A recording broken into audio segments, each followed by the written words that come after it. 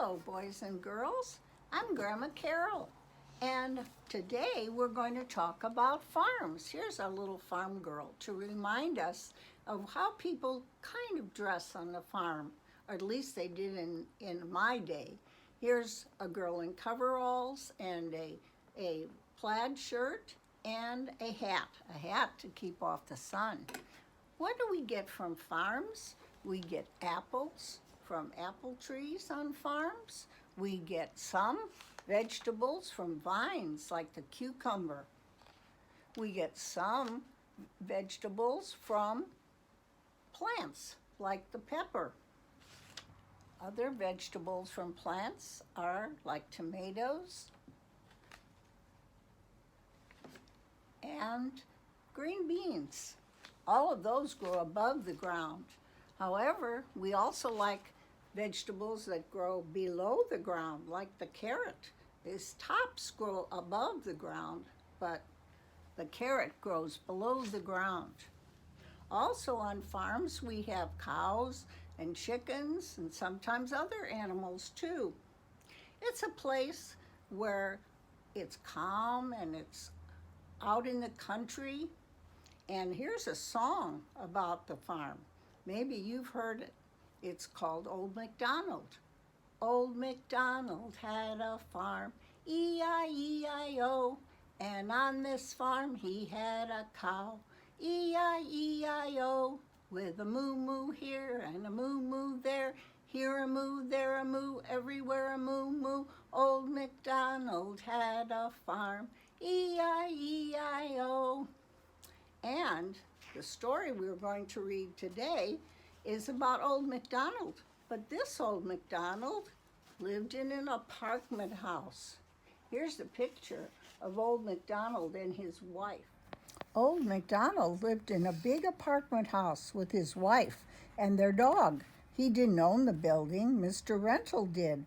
Old MacDonald was its super. The super is the one who takes care of the apartment. He cleans it and sweeps the halls, polishes the doorknobs, and sends up heat into the radiators. This is what a radiator looks like.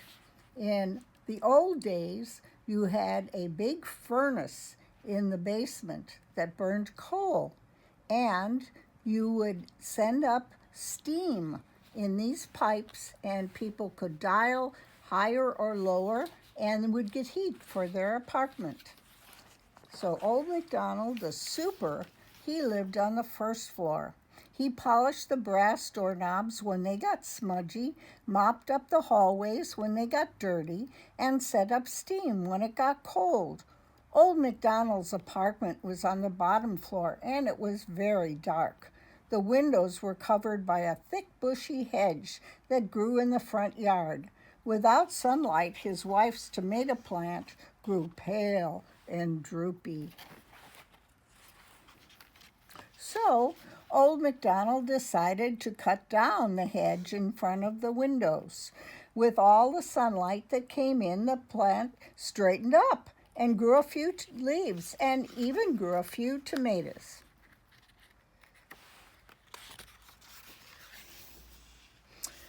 But the spot where the hedge had been looked very empty, so Old MacDonald's wife suggested that they fill it with her tomato plant, and they did. It grew lots of leaves, many, many more tomatoes, and much taller. "Why don't we get rid of the rest of the hedge?" Old MacDonald said. "Then instead I could plant vegetables in the yard. They'd be better looking than a hedge and much better tasting too." So he cut the whole hedge down to the ground, and in its place he planted rows of corn and melons and beans and radishes. The fountain became a self-watering pea patch. The front yard became a small farm, and the tenants were amazed.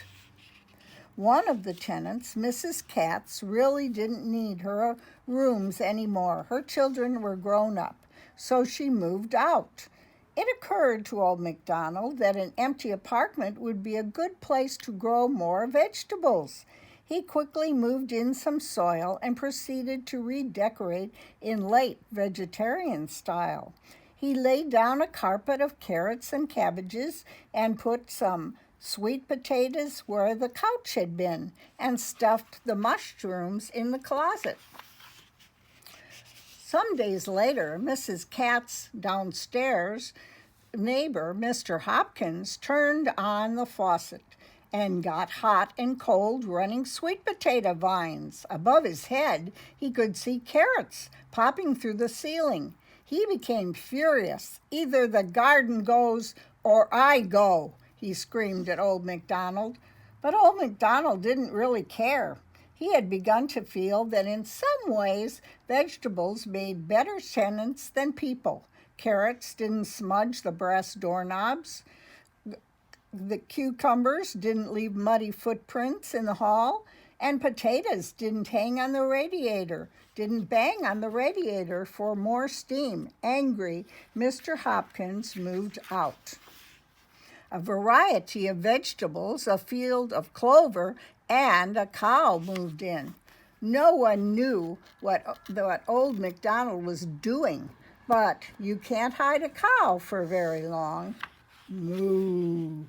More and more people moved out, very disgusted with what was happening. So more vegetables, fruit trees, cows, and chickens took their place. Finally, every tenant in the apartment house became a 4-story farm. And here you see, even in an old dresser, there are some chickens laying eggs. And here's the apple tree. Here are the cows eating out of the bathtub. Here's Mrs. MacDonald chasing the crows away from the corn. Here you see some plants in a bathtub where the shower can be turned on to water them. Here's a cow on a couch. How silly.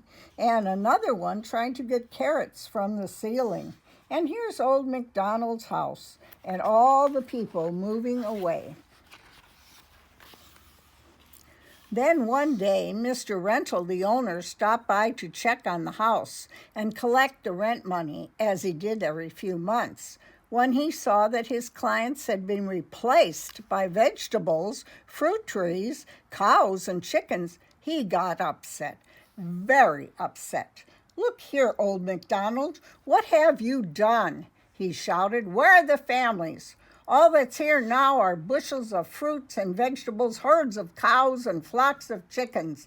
They can't pay me any rent." Poor Old MacDonald. He and his wife were very sad. They knew they would have to leave. Fat Mr. Rental told them so. In fact, he was going to have the whole farm thrown out in the street. Old MacDonald and his wife began to cry. She cried so much that her tomato plant got some salt water on it, and that wasn't good for it. Besides, it showed a bad example for the cow.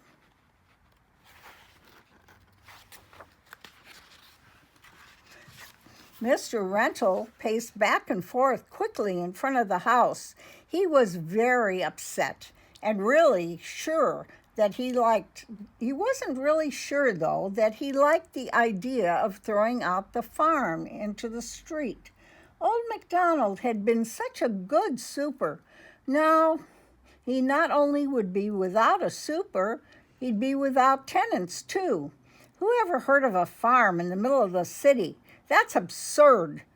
Or is it? Maybe a farm could pay me rent after all.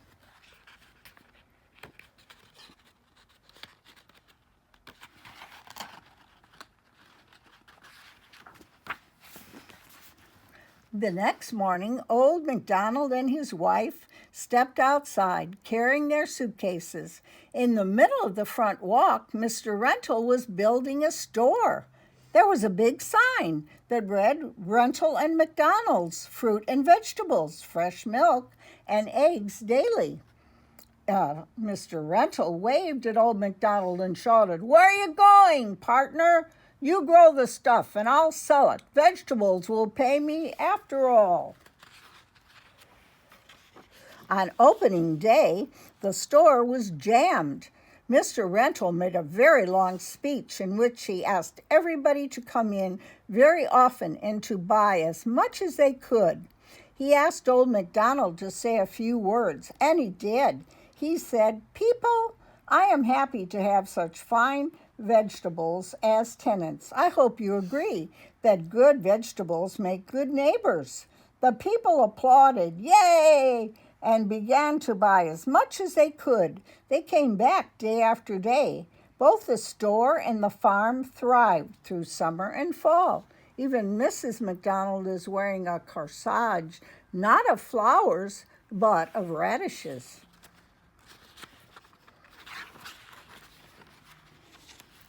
And even in the winter, when the earth outside was frozen and covered with snow, things were still growing in the steam-heated farm.